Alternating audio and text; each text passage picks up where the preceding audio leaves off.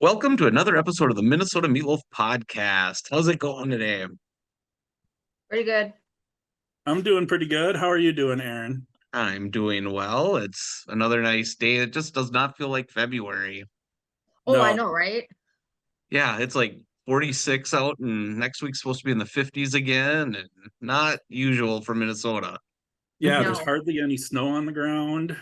Like, I'm actually enjoying it. So, Hmm. me too. I don't know if any of us are, but I'm not one of those Minnesotans that goes out like skiing and ice fishing and Nope. all that crazy crap. I'm like Nope. inside, turn Nope. up I the haven't had a shovel once or start the snowblower, so I'm happy. yep. I would take it after what we got last year. Oh yeah, last year was crazy. It seemed like it didn't quit snowing. Yeah. So, what do you guys have you guys been playing or watching anything or Well, I finally stopped playing Power Washer and I started the game, Nobody Saves the World. I haven't gotten too far in it, but it's kind of oh, fun. You get to change into like I got a rat suit and then like a knight and an archer or something. I don't remember exactly what they're it's called, an but archer. I started yeah. playing it too yesterday, so Oh, nice.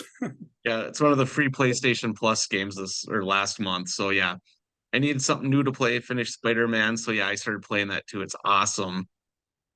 You finally got away from that power wash, huh, Matt? Right, exactly.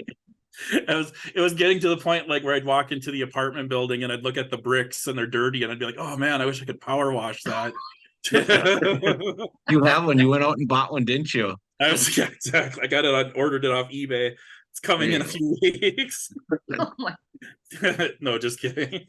Um, Um, I watched three movies. Don't remember the two, but the one that I recently watched was Deep Fear off of hmm, Netflix. And it's all right. It's kind of similar to 47 Meters Down okay. in a way, but I like 47 Meters Down better.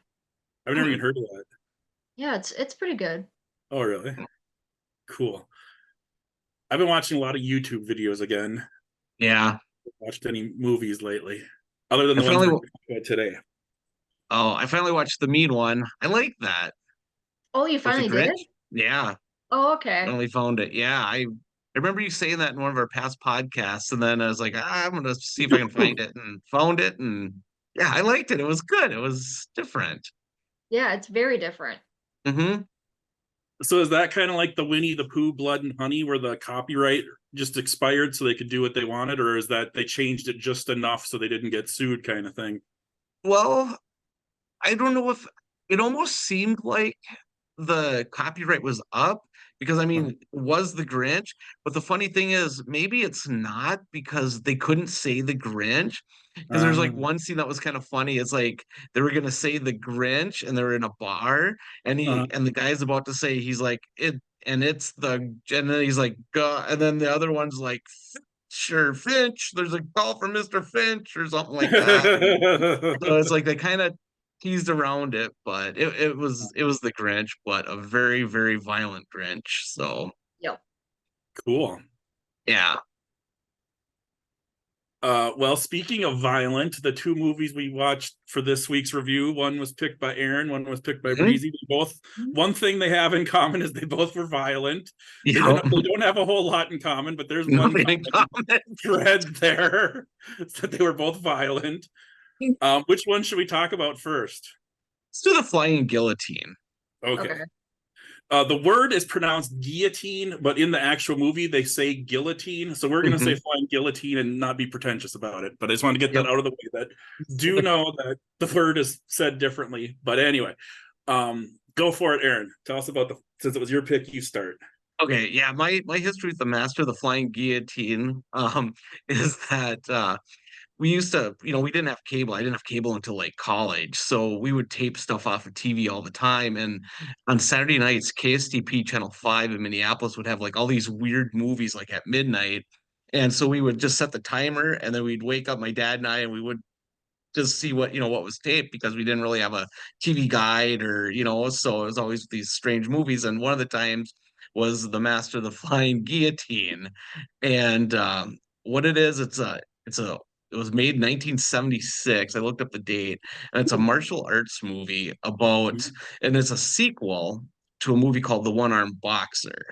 Okay. Because um what happens is there's a blind martial arts master, and two of his Uh-huh. students get killed by a one-armed boxer. They call them a one-armed Yep. martial artist. And so he gets his revenge. He's gonna um go and get his revenge on the one-armed boxer. So he's gonna go out and kill everybody that's a one-armed boxer. And he's got this hat that he opens up that's got razor blades inside of it. And so he throws it and then throws it over somebody's head and then like rips their head off. Yeah. So that's the flying guillotine. And so he goes on his quest to find the one-armed man, the one-armed boxer, and then meanwhile there's a big martial arts tournament going on, and the actual one-armed boxer wants to bring his students there to observe. And there's a good chunk of the movie that's basically just like OG Mortal Kombat before Mortal Kombat ever existed, where they're Yep. doing this fighting tournament.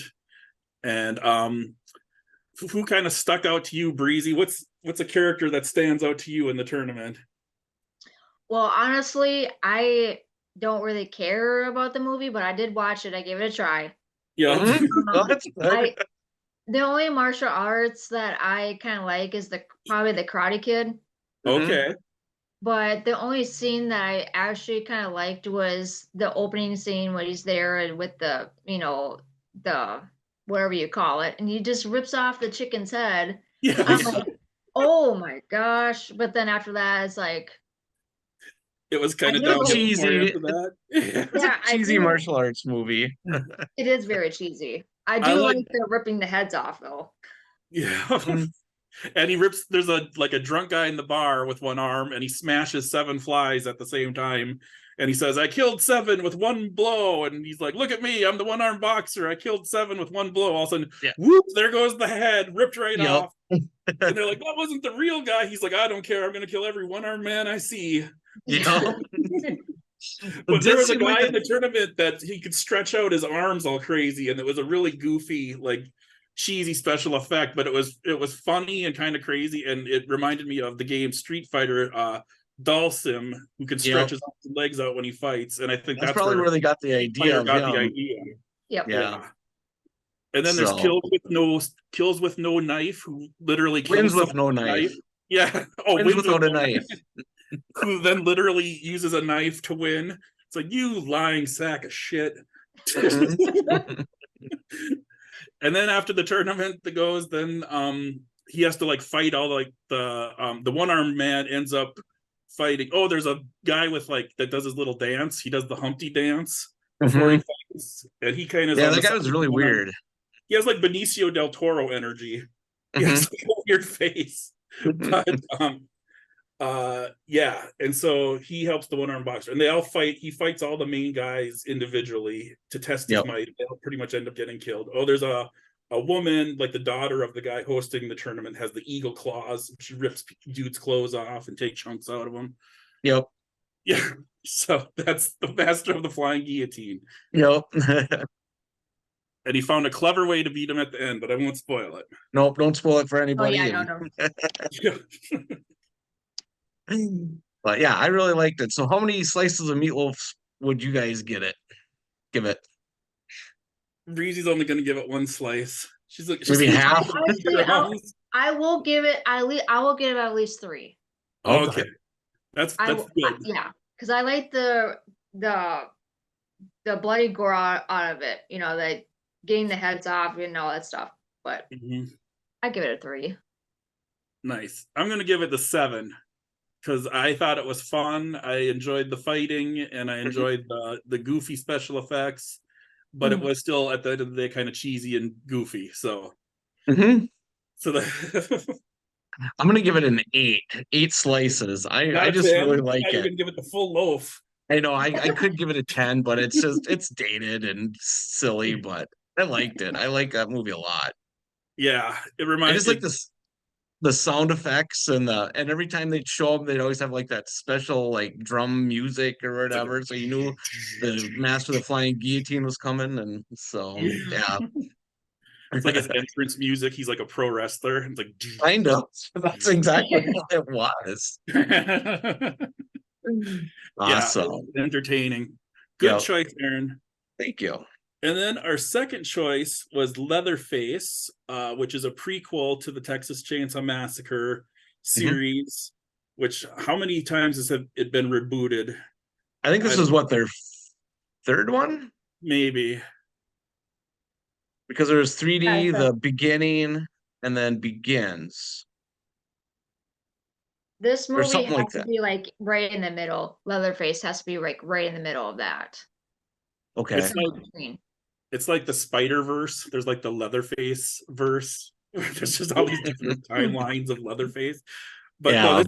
this is the origin story, and you get to see a young Cook Drayton Sawyer and a young Hmm. Nubbins for a little bit at the beginning, and then the premise of the movie is it's a skate. It's like a teenage reform like asylum, and there's a riot and an escape, and there's four kids that escape, and they take a nurse hostage. Yeah. At the And if you beginning, though, Leatherface is taken away as a young boy and put in this reformatory. So yeah, so and that's there's a kind of how cop he that's gets like there. the cops they killed the cop's daughter in Yep. like a trap, like a pit trap, and then he's like, you take my kid, I'm going to take your kid, and so he locks him up.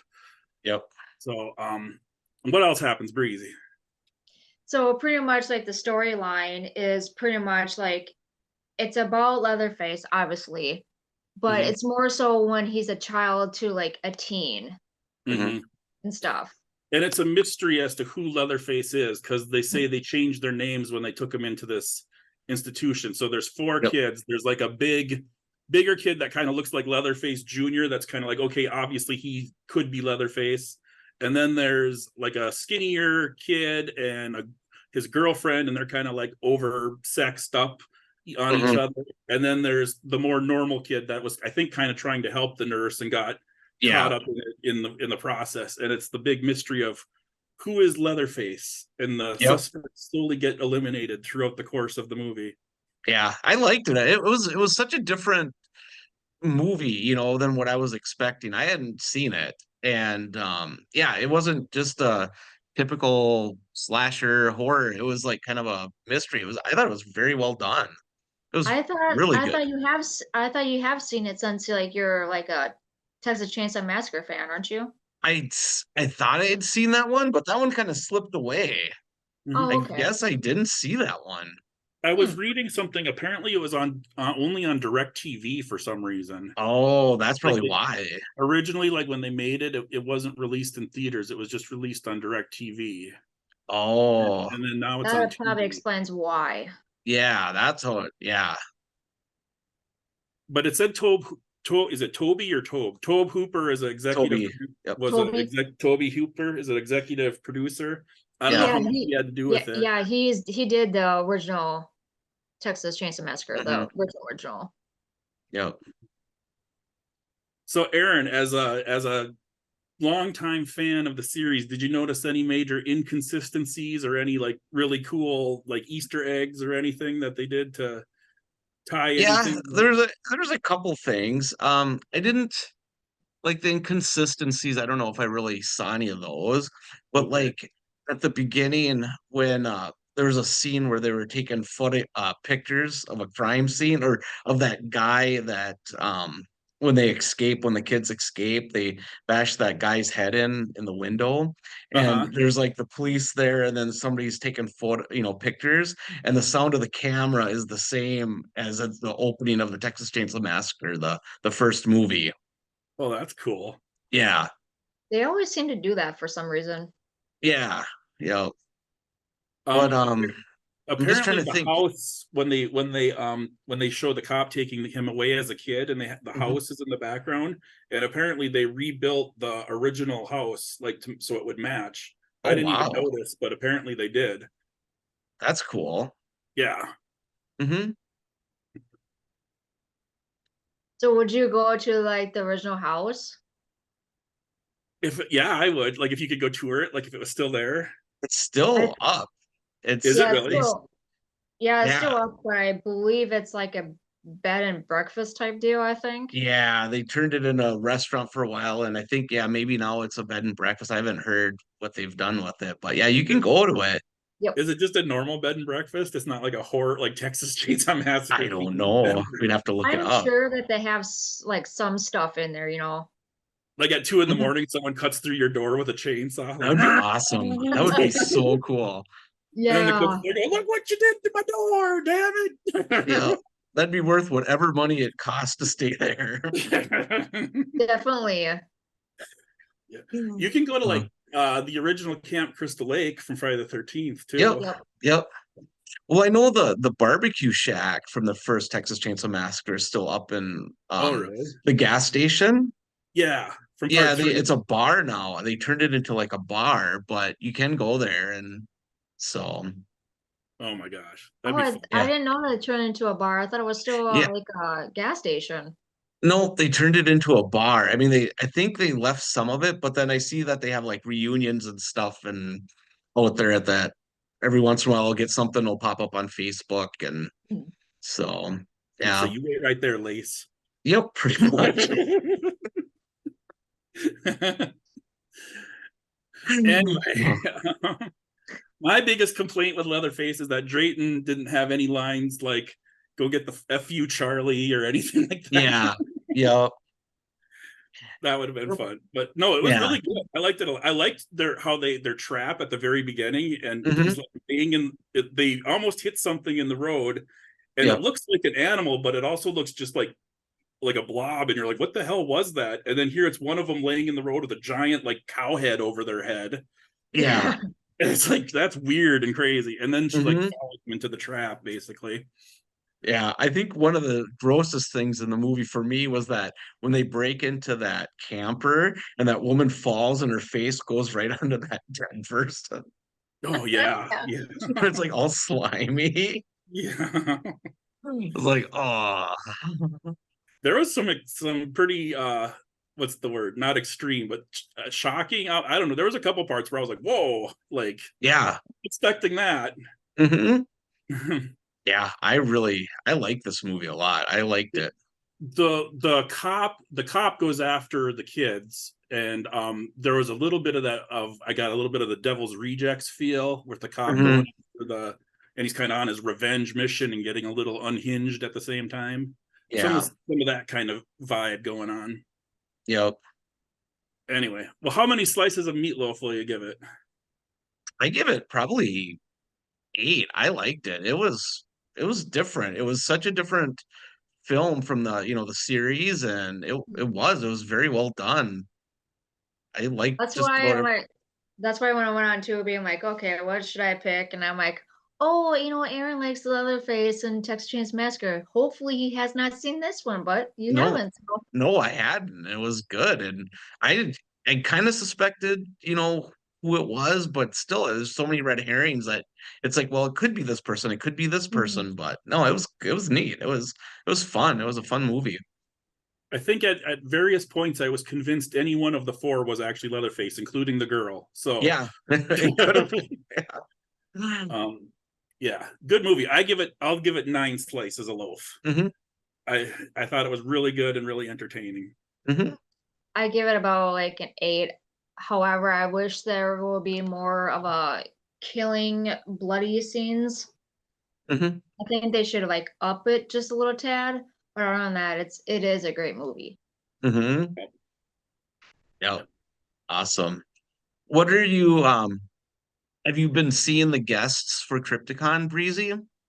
Yeah, there's like a lot of them now popping up. A lot of Yeah. Nightmare on Elm Street, which like, come on, bring some more people in from Friday the 13th. You Yeah. know? Yeah, I'm excited for this year. There are a lot of new guests that they haven't had before. Yeah, that's going to be huge. Hmm. So I have a feeling it's going to be another great year. I Yeah. think so too. And I think, yeah, we're going 2 nights this year. I think Yep. we said that in the Yep. last one. So yeah. Yeah, I normally go 2 nights and I leave on Sunday, but I usually go there on Thursday to help, set up in the party rooms and stuff. That's awesome. And Cool. also see my best friend because he comes from Missouri, which is Brian. Oh, hmm Nice. awesome. But yeah, well, I think that concludes this episode of the Minnesota Meatloaf podcast. And thanks again for listening. Yep. Next week, I believe Aaron and I will be here solo talking about Mall of America memories, but also stay tuned for Breezy and I in our spin-off project called Talk Bloody to Me, the new Awesome. horror podcast. So I can't wait until I hear those Mall America stories. Yeah, we've been there quite a few times, and I'm surprised we haven't been kicked out. Well, we almost were at least once, and I'm surprised we never were actually like banned from the place. yes, I Oh, know. wow, you guys. We did. We had the police, the mall police. We talked about that story in a previous podcast. We just mentioned it really quick. Do you want to tell the quick story, Matt? You already mentioned it. Sure. Basically, we would go Black Friday shopping with Aaron's parents every year. We were like high school age, maybe like high school.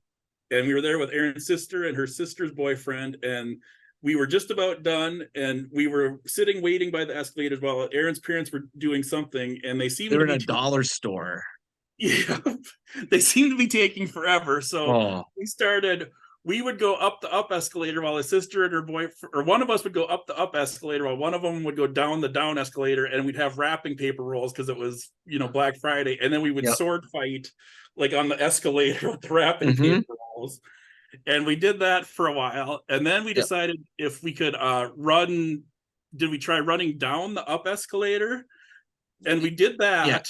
And then I was trying to run up the down escalator, and I tripped like 4 times and got halfway up, and then the mall cop said, "Hey, you stop!" And so then I stood there and wrote it down like nobody's business. He was almost to the top of it, and then she screamed at him, and then instead of walking down, he rolled it all the way down. So we're waiting for him to fall down. And they were just about ready to kick us out. Your parents showed up and took us out of there. They were like, "We're leaving anyway, bye." Yeah, because she was just like, "Are your parents here?" And we were like, mine are. Yeah, they're in the dollar store. And then she was like asking us all these questions. And about that time, mom and dad came up, and they were like confused. And yeah, like Matt said, she's like, "Are they with you?" And their mom and dad were like, "Yup." And then they're like, "We're just gonna get ready and go, we're just leaving now." And then the cop was like, "Yeah, okay, whatever." So, but yeah. Wow. So that's not considered what me and my friends do. The cake. What would you say? I said that's nothing much compared with me and my friends do and getting in trouble. Oh yeah. That's like a piece of cake. Oh jeez. Maybe you'll have to come on once and tell us some crazy stories too. Yeah. I'll probably put you guys to shame. Probably. It's probably embarrassing, but okay, I will. Okay. Sounds good. Well, we'll keep that. It won't be at Mall of America though. Interesting. All right, we'll have to talk more about that in the future. But I think we're running out of time. So this has been the Minnesota Meatloaf podcast. I don't know what I'm doing. Go back. All right. Laughs and jokes today. Yeah. Thanks everyone for listening. Like, share, subscribe, tell your friends. Record us on VHS and send it to the post office. There we go. I don't know what that'll do, but it'll be fun. And thank you. Yep. Thanks a lot. All right. Bye.